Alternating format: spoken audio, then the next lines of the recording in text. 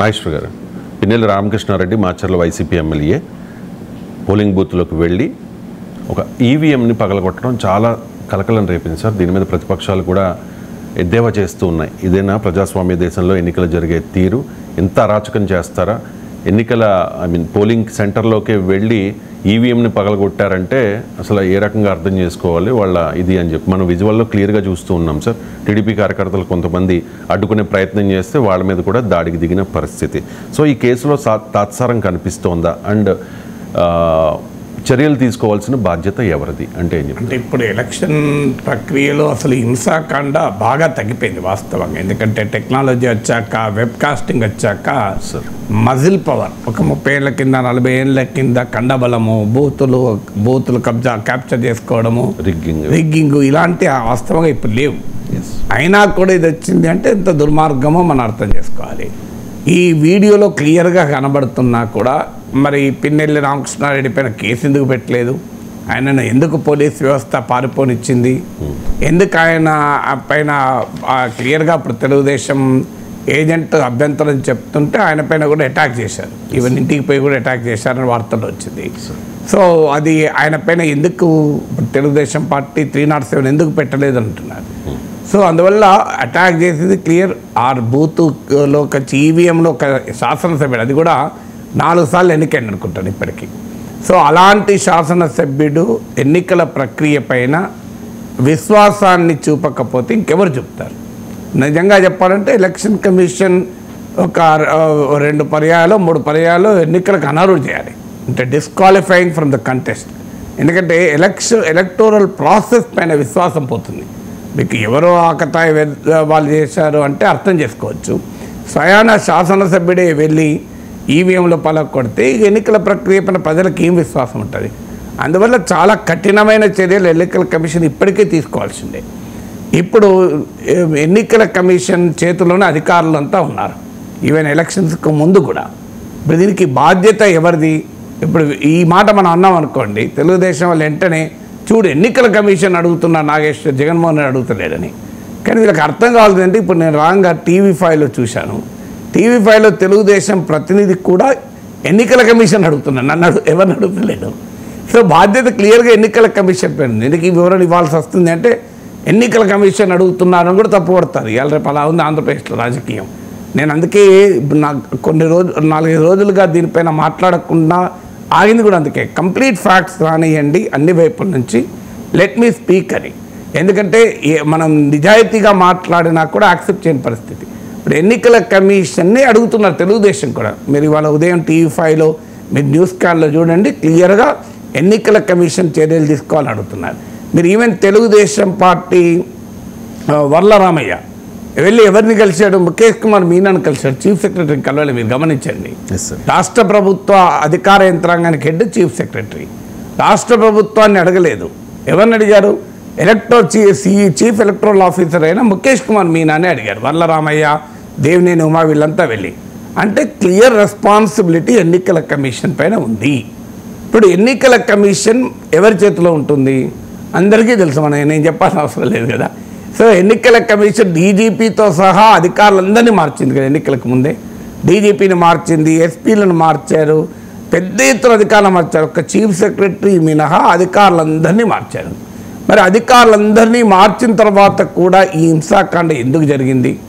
ఇది YCP MLA చేసినట్టు క్లియర్గా కనబడుతున్నాయి.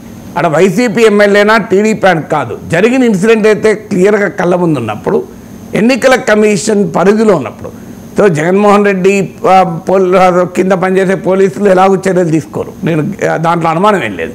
మరి నా క్వశ్చన్ ఏంటంటే ఎన్నికల కమిషన్ పరిధిలో ఉన్న పోలీస్ యంత్రాంగం, అధికార యంత్రాంగం ఎందుకని దీనిపైన తాత్సారం చేసింది? ఎందుకు అరెస్ట్ లేట్ చేశారు? ఎందుకు తెలుగుదేశం ప్రతినిధి వర్గం వెళ్ళి రిప్రజెంట్ చేసేంత వరకు కేసులో గుర్తు తెలియని వ్యక్తులను పెట్టారు? అక్కడ అందరూ గుర్తించే వ్యక్తి ఈవీఎం పలక కొడుతుంటే గుర్తు తెలియని వ్యక్తులను ఎందుకు పెట్టారు? ఎన్నికల కమిషన్ పరిధిలో పనిచేస్తున్న అధికారులు చేస్తున్న ఈ పనికి ఎన్నికల కమిషన్కి ఏ బాధ్యత ఉండదా? ఈ ప్రశ్నలు ఎందుకు ఎన్నికల కమిషన్ అడగాలి కదా, అడుగుతున్నది కదా, తెలుగుదేశం అడుగుతున్నది కదా. అందువల్ల ఎన్నికల కమిషన్ సమాధానం చెప్పాలి. ఒక శాసనసభ్యుడే ఈవీఎం పగలగొడితే ఎన్నికల ప్రక్రియపై విశ్వాసం పోతుంది కనుక అసలు ఈ సుయోమోటోగా ఎలక్షన్ కమిషన్ యాక్ట్ డిస్క్వాలిఫై చేయాలి, నువ్వు పోటీకి అనర్హుడు అని చెప్పి. సో అయితే వైసీపీ వాళ్ళ వాదన కూడా విచిత్రంగా ఉంది. వాళ్ళు ఏమంటున్నారు, ఆడ రిగ్గింగ్ జరిగిందన్న సమాచారం ఉండి ఆయన రిగ్గింగ్ను ఆపడానికి వెళ్ళి ఆ ఘటన జరిగింది అంటారు. వాళ్ళు కూడా ఘటన జరగలేదు అంటలేరు, ఎందుకంటే వీడియో బయటకు వచ్చాక ఘటన జరగడానికి అవకాశం లేదు. వాళ్ళ వాదన వీడియో ఎందుకు లోకేష్ ఎందుకు బయట పెట్టాడు, ఎన్నికల కమిషన్ ఎందుకు బయట పెట్టలేదు, లోకేష్ చేతికి ఎలా వచ్చింది, వాళ్ళ సాక్షులు కూడా మనం కథనం చూసాం. సో ఆ వెబ్ కాస్టింగ్ కూడా చంద్రబాబు నాయుడు చేతిలోనే ఉంది అని. బట్ ఆ వీడియో లోకేష్కు ఎందుకు ముందొచ్చిందా, ఎన్నికల కమిషన్కి ముందొచ్చిందా, అది సెకండరీ.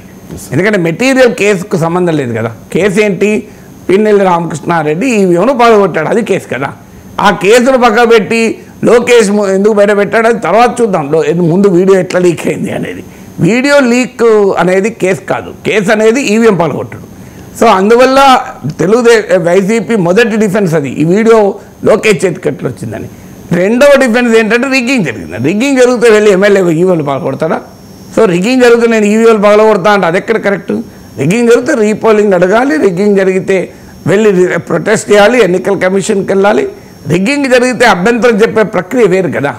సో రిగ్గింగ్ జరిగిందని చెప్పి నేను ఈవీఎంలో పగలగొడతా అంటే అసలు అది ఏ రకంగా రాజకీయ డిఫెన్స్ అవుతుందనేది వైసీపీ చెప్పాలి. ఇక ఎన్నికల కమిషన్ సంగతి ఏంటి? ఇప్పుడు ఈ మొత్తం ప్రక్రియలో ఫస్ట్ కేసు పెట్టలేదు, గుర్తు తెలియని వ్యక్తులు ఉన్నారు. తర్వాత వీడియో బయటకు వచ్చింది, వీడియో బయటకు వచ్చిన తర్వాత కేసు పెట్టారు. సో ఈ తాత్సారానికి ఖచ్చితంగా ఎన్నికల కమిషన్ బాధ్యత వహించాలి. ఎందుకంటే తెలుగుదేశం ప్రతినిధి కూడా ఎన్నికల కమిషన్ అడుగుతున్నాడు, వేరే వాళ్ళు అడుగుతలేరు. నేను అందుకే ఉదాహరణ చెప్పాను, వరలరామయ్య కూడా చీఫ్ సెక్రటరీకి రిప్రజెంట్ చేయలేదు, ఎన్నికల కమిషన్కి రిప్రజెంట్ చేశారు. ఎందుకంటే కౌంటింగ్ ప్రక్రియ అయ్యేంత వరకు కూడా ఎన్నికల కమిషన్ ఆధీనంలోనే అధికార వ్యవస్థ మొత్తం ఉంటుంది. అందులో ఈ సమయంలో తెలుగుదేశం నాయకత్వంలో కూటమి గెలుస్తుంది అని ఒక పబ్లిక్ టాక్ ఉన్న సమయంలో అధికారులు ఏకపక్షంగా ఉండరు. ఎందుకంటే వారికి కూడా ఒక ప్రభుత్వం మళ్ళీ వస్తుందన్నప్పుడు ఆ ప్రభుత్వానికి విధేయంగా ఉంటారు. ఈ ప్రభుత్వం రాదు అనే అనుమానం ఉన్నప్పుడు వాళ్ళు తటస్థంగానే ఉంటారు, లేదా వాళ్ళు ఎటువైపు వస్తారో నమ్మితే అటువైపు ఉంటారు. అందువల్ల ఈ వ్యవహారంలో సంపూర్ణమైన విచారణ జరిపి ఈ ప్రక్రియ బాధ్యులవుతున్న వ్యక్తి, ఎందుకంటే మా కళ్ళ ముందు కనబడుతున్నది కానీ మనం కాదుగా తీర్పులు చెప్పాల్సింది, వ్యవస్థ తీర్పు చెప్పాలి, దానిపైన చర్య తీసుకోవాలి. ఇంకొక ముఖ్యమైన అంశం ఏంటంటే ఇది ఐసోలేటెడ్ ఇన్సిడెంట్ కాదు.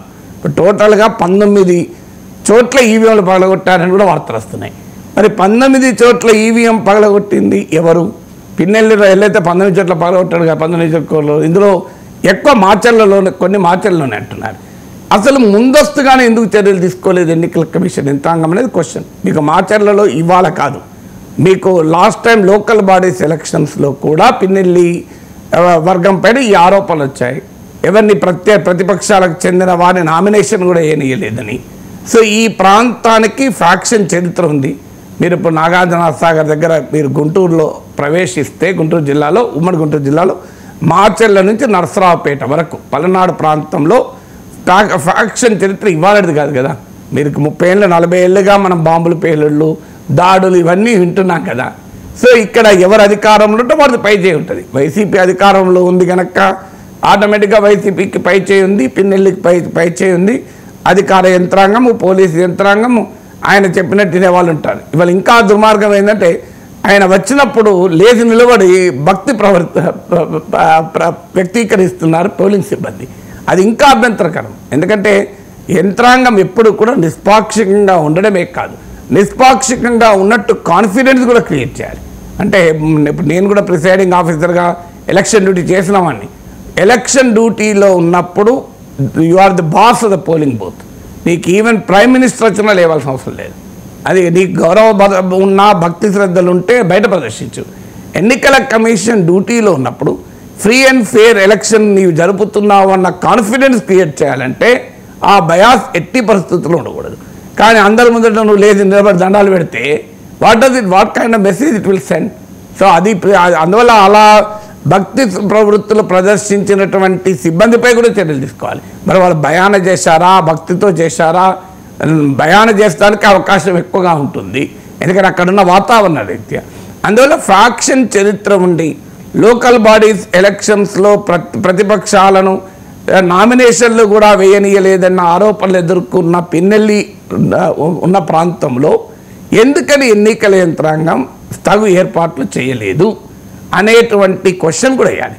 తర్వాత రాజకీయ పార్టీలు కోరుకోవాల్సింది ఏంటంటే అయ్యా ఇది ఒక్క ఐసోలేటెడ్ ఇన్సిడెంట్గా చూడకూడదు, రాష్ట్రంలో ఇతర చోట్ల కూడా ఎక్కడెక్కడ ఏం జరిగింది, ఎవరెవరు బాధ్యులు, దీనిపైన నిష్పాక్షికంగా జరగాల్సిన అవసరం ఉంది.